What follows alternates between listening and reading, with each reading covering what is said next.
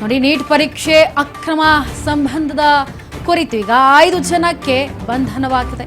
ಪರೀಕ್ಷೆ ಪ್ರಶ್ನೆ ಪತ್ರಿಕೆಗೂ ಕೂಡ ಲೀಕ್ ಪೇಪರ್ಗೂ ಹೊಂದಾಣಿಕೆ ಆಗ್ತಾ ಇದೆ. ಪ್ರತಿ ಪ್ರಶ್ನೆ ಪತ್ರಿಕೆಯು 5 ಲಕ್ಷ ರೂಪಾಯಿವರೆಗೂ ಸೇಲ್ ಆಗಿದೆ. ನೀಟ್ ತರಬೇತಿ ಕೇಂದ್ರಗಳ ಮೇಲೂ ಕೂಡ ಈಗ ತನಿಖಾ ತಂಡ ಕಣ್ಣಿಟ್ಟಿದೆ. ಕೇರಳ ಮೂಲಕ ವಿದ್ಯಾರ್ಥಿಯಿಂದ ಪ್ರಶ್ನೆ ಪತ್ರಿಕೆ ಸೋರಿಕೆ ಆಗಿದೆ ಅನ್ನೋದು ಗೊತ್ತಾಗ್ತಾ ಇದೆ. ನೋಡಿ, ಮೊದಲು ಕೇರಳದಲ್ಲಿ ಪ್ರಶ್ನೆ ಪತ್ರಿಕೆ ಲೀಕ್ ಆಗಿರೋದು, ತದನಂತರ ಇಲ್ಲಿಗೆ ಹಬ್ಬಿರೋದು. ನೋಡಿ, ನೀಟ್ ಪರೀಕ್ಷೆ ಅಕ್ರಮ ಸಂಬಂಧ ಈಗ 5 ಜನರನ್ನ ಅಂದ್ರೆ ಬಂಧಿಸಲಾಗಿದೆ. 5ಕ್ಕೂ ಹೆಚ್ಚು ಜನರನ್ನ ಬಂಧಿಸಲಾಗಿದೆ. ಪರೀಕ್ಷೆ ಪ್ರಶ್ನೆ ಪತ್ರಿಕೆಗೂ ಲೀಕ್ ಆಗಿದೆ. ಅಂದ್ರೆ ಈ ಒಂದು ಏನು ಲೀಕ್ ಆಗಿರೋ ಪ್ರಶ್ನೆ ಪತ್ರಿಕೆಗೂ ಜೊತೆಗೆ ಈಗ ಬರೆದಿರುವಂತಹ ಪ್ರಶ್ನೆ ಪತ್ರಿಕೆಗೂ ಕೂಡ ಎರಡಕ್ಕೂ ಹೋಲಿಸಿದ್ರೆ ಸೇಮ್ ಟು ಸೇಮ್ ಇದಾವೆ ಕ್ವಶನ್ಸ್ಗಳು. ಯಾವ ರೀತಿಯಾಗಿ ಮ್ಯಾನ್ಯುಯಲ್ ಆದ್ವಿದು ಅನ್ನೋದು ಕೂಡ ಈಗ ದೊಡ್ಡ ಯಕ್ಷ ಪ್ರಶ್ನೆಯಾಗಿ ಕಾಡ್ತಾ ಇರೋದು.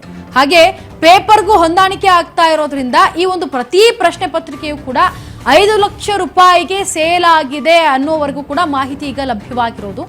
ನೀಟ್ ತರಬೇತಿ ಕೇಂದ್ರಗಳ ಮೇಲೂ ಕೂಡ ತನಿಖಾ ತಂಡ ಕಣ್ಣಿಟ್ಟಿದೆ. ಹಾಗಾಗಿ ಕೇರಳ ಮೂಲದ ವಿದ್ಯಾರ್ಥಿಯಿಂದ ಈ ಪ್ರಶ್ನೆ ಪತ್ರಿಕೆ ಸೋರಿಕೆ ಆಗಿದೆ ಅನ್ನೋದು ಗೊತ್ತಾಗ್ತಾ ಇದೆ. ಹಾಗಾಗಿ ಮೊದಲು ಕೇರಳದಲ್ಲಿ ಪ್ರಶ್ನೆ ಪತ್ರಿಕೆ ಲೀಕ್ ಆಗಿ ಆಮೇಲೆ ಈ ರೀತಿ ಆಗಿದೆ ಅನ್ನೋ ಶಂಕೆ ಈಗ ವ್ಯಕ್ತವಾಗಿದೆ. ಈಗ ವಿನುತಾನ ಮತ್ತೆ ಮಾತಾಡಿಸ್ತಾ ಹೋಗ್ತೀನಿ. ವಿನುತಾ, ಈಗ ಏನು 5 ಜನರನ್ನ ಬಂಧಿಸಲಾಗಿದೆ ಅಂತ ಹೇಳಲಾಗ್ತಾ ಇದೆ, ಇದ್ರ ಬಗ್ಗೆ ಏನಾದ್ರು ನಿಮ್ಗೆ ಅಪ್ಡೇಟ್ ಸಿಕ್ಕಿದ್ಯಾ?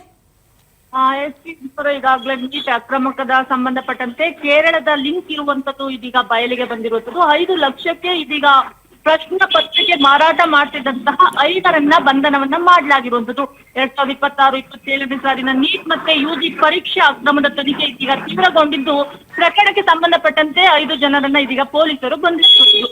ಇನ್ನ ತನಿಖೆಯ ವೇಳೆ ಹೊರಬಂದಿರುವಂತಹ ಸತ್ಯಗಳು ಏನೆಲ್ಲ ಇದೆ ಅದೆಲ್ಲ ನಿಜಕ್ಕೂ ಒಂದು ಇಡೀ ದೇಶವನ್ನ ಬೆಚ್ಚಿ ಬೀಳ್ಸುವಂತಿದೆ. ಯಾಕಂದ್ರೆ ಪರೀಕ್ಷೆಯ ಪಾವಿತ್ರತೆಗೆ ಒಂದು ಬಹು ದೊಡ್ಡ ಪ್ರಶ್ನೆ ಇದೀಗ ತಲೆ ಎತ್ತಿರುವಂತದ್ದು.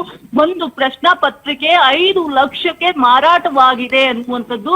ಪರೀಕ್ಷಾ ಅಕ್ರಮದ ಜಾಲ ಅತ್ಯಂತ ವ್ಯವಸ್ಥಿತವಾಗಿ ಕೆಲಸ ಮಾಡಿದೆ. ಎಲ್ಲೂ ಕೂಡ ಇಲ್ಲಿ ಅವರ ಕ್ಲೂ ಬಿಟ್ಕೊಡ್ದಲೇ ಇದೀಗ ಒಂದು ಅಕ್ರಮ ಬೆಳಕಿಗೆ ಬಂದಿದ್ದು. ಲೀಕ್ ಆಗಿದ್ದಂತಹ ಪ್ರತಿ ಪ್ರಶ್ನೆ ಪತ್ರಿಕೆಯನ್ನ ಸುಮಾರು 5 ಲಕ್ಷ ರೂಪಾಯಿವರೆಗೂ ಕೂಡ ದೊಡ್ಡ ಮೊತ್ತಕ್ಕೆ ಮಾರಾಟ ಮಾಡಲಾಗಿದೆ ಅನ್ನುವಂತಹ ಒಂದು ಮಾಹಿತಿ ಇದೀಗ ತನಿಖೆಯಿಂದ ಲಭ್ಯವಾಗಿರುವಂತದ್ದು. ಇನ್ನು ಅಸಲಿ ಪ್ರಶ್ನೆ ಪತ್ರಿಕೆಗೂ ಮತ್ತೆ ಜೊತೆಗೆ ಲೀಕ್ ಆಗಿದ್ದಂತಹ ಪ್ರಶ್ನೆ ಪತ್ರಿಕೆಗೂ ಕೂಡ ಸಂಪೂರ್ಣವಾಗಿ ಹೊಂದಾಣಿಕೆ ಇರೋದನ್ನ ಈಗ ತನಿಖಾ ತಂಡ ದೃಢಪಡಿಸುವಂತದ್ದು. ಇನ್ನು ಕೇರಳ ಪರೀಕ್ಷೆಯಲ್ಲಿ ಒಂದು ಪ್ರಶ್ನೆ ಪತ್ರಿಕೆ ಸೋರಿಕೆಯಾಗಿದೆ ಅನ್ನೋದನ್ನ ಮೂಲವನ್ನ ಹುಡುಕ್ತಾ ಹೋದ್ರೆ ಇಲ್ಲಿ ಕೇರಳ ಮೂಲದ ಒಂದು ವಿದ್ಯಾರ್ಥಿಗಳಿಂದ ಒಂದು ಪ್ರಶ್ನಾ ಪತ್ರಿಕೆ ಸೋರಿಕೆಯಾಗಿರುವಂತಹ ಶಂಕೆ ಇದೀಗ ವ್ಯಕ್ತವಾಗ್ತಾ ಇರುವಂತದ್ದು. ಈ ಬಾರಿ ಕೂಡ ನೀಟ್ ಅಕ್ರಮದ ಬೇರುಗಳನ್ನ ಕೇರಳದವರೆಗೂ ಕೂಡ ಹರಡಿರುವುದಾಗಿ ತನಿಖೆಯಲ್ಲಿ ತಿಳಿದು ಬಂದಿರುವಂತದ್ದು. ಕೇರಳ ಮೂಲದ ವಿದ್ಯಾರ್ಥಿಯೊಬ್ಬರ ಮೂಲಕ ಇದೀಗ ಪ್ರಶ್ನಾ ಪತ್ರಿಕೆ ಸೋರಿಕೆಯಾಗಿರಬಹುದು ಎನ್ನುವಂತಹ ಬಲವಾದ ಶಂಕೆ ವ್ಯಕ್ತವಾಗಿರುವಂತದ್ದು. ಮೊದಲಿಗೆ ಕೇರಳದಲ್ಲಿ ಪತ್ರಿಕೆ ಲೀಕ್ ಆಗಿರುತ್ತೆ, ನಂತರದಲ್ಲಿ ಅದು ದೇಶದ ವಿವಿಧ ಭಾಗಗಳಿಗೆ ಕೂಡ ಹರಡುವಂತಹ ಸಾಧ್ಯತೆ ಇದೆ ಎನ್ನುವಂತಹ ಒಂದು ಊಹಾಪೋಹಗಳ ಹ್ಯಾಂಗಲ್ ನಲ್ಲಿ ಪೊಲೀಸರು ತನಿಖೆಯನ್ನು ಕೂಡ ನಡೆಸ್ತಾ ಇರುವಂತದ್ದು. ಜೊತೆಗೆ ತರಬೇತಿ ಕೇಂದ್ರಗಳು ಯಾವೆಲ್ಲ ಮಾಡ್ತಾ ಇದ್ವು ನೀಟ್ ಪರೀಕ್ಷೆಗೆ ಸಂಬಂಧಪಟ್ಟಂತೆ ತರಬೇತಿ ಕೇಂದ್ರಗಳು ಅವುಗಳ ಮೇಲೂ ಕೂಡ ತನಿಖಾ ತಂಡ ಕಣ್ಣನ್ನ ಇಟ್ಟಿರುವಂತದ್ದು. ಪ್ರಶ್ನೆ ಪತ್ರಿಕೆ ಸೋರಿಕೆ ಜಾಲದಲ್ಲಿ ಕೇವಲ ಕೆಲವೊಂದಷ್ಟು ಪ್ರಭಾವಿ ವ್ಯಕ್ತಿಗಳು ಕೂಡ ನೀಟ್ ತರಬೇತಿ ಕೇಂದ್ರಗಳನ್ನ ಆಧಾರವಾಗಿಟ್ಕೊಂಡು ಪತ್ರಿಕೆ ಸೋರಿಕೆಯನ್ನ ಮಾಡಿರುವಂತಹ ಸಂಶಯ ಕೂಡ ಇದೀಗ ತನಿಖಾ ತಂಡಕ್ಕೆ ಬಂದಿರುವಂತದ್ದು. ಹಾಗಾಗಿ ಈಗ ಕೋಚಿಂಗ್ ಸೆಂಟರ್ಗಳ ಮೇಲೂ ಕೂಡ ಕಣ್ಣನ್ನ ಇಡಲಾಗಿದೆ. ಜೊತೆಗೆ ಆ ಒಂದು ಕೇಂದ್ರದಲ್ಲಿ ಯಾವೆಲ್ಲ ವಿದ್ಯಾರ್ಥಿಗಳಿಗೆ ಅಕ್ರಮವಾಗಿ ಪ್ರಶ್ನೆ ಪತ್ರಿಕೆಗಳನ್ನ ತಲುಪಿಸುವಂತಹ ಕೆಲಸವನ್ನ ಮಾಡಿದೆಯಾ ಅಥವಾ ಆ ಆಯಾಮದಲ್ಲೂ ಕೂಡ ತನಿಖೆಯನ್ನ ಮುಂದುವರಿಸಲಾಗ್ತಾ ಇರುವಂತದ್ದು. ಇನ್ನ ಈಗಾಗಲೇ ಮೇ 3ರಂದು ಏನು ಪರೀಕ್ಷೆಯನ್ನು ನಡೆಸಲಾಗಿತ್ತು ಅದನ್ನ ಪರೀಕ್ಷೆನ ಸಂಪೂರ್ಣವಾಗಿ ರದ್ದುವನ್ನ ಮಾಡಬೇಕು. ಜೊತೆಗೆ ಅಕ್ರಮದ ಜಾಲದ ಹಿಂದೆ ಯಾರೆಲ್ಲ ಇದ್ದಾರೆ ಆ ರೂವಾರಿಗಳನ್ನ ಪತ್ತೆ ಮಾಡಬೇಕು ಅನ್ನುವಂತಹ ಒಂದು ಒತ್ತಡವನ್ನ ಇದೀಗ ಕೇಂದ್ರ ಮತ್ತು ರಾಜ್ಯ ತನಿಖಾ ಸಂಸ್ಥೆಗಳ ಮೇಲಿದ್ದು ಈಗ ಎರಡೂ ಕೂಡ ಜಂಟಿಯಾಗಿ ಕಾರ್ಯವನ್ನ ನಿರ್ವಹಿಸುತ್ತಿದ್ದಾರೆ. ವನಿತಾ, ಥ್ಯಾಂಕ್ ಯು ಸೋ ಮಚ್ ನಿಮ್ಮೆಲ್ಲ ಮಾಹಿತಿಗಾಗಿ.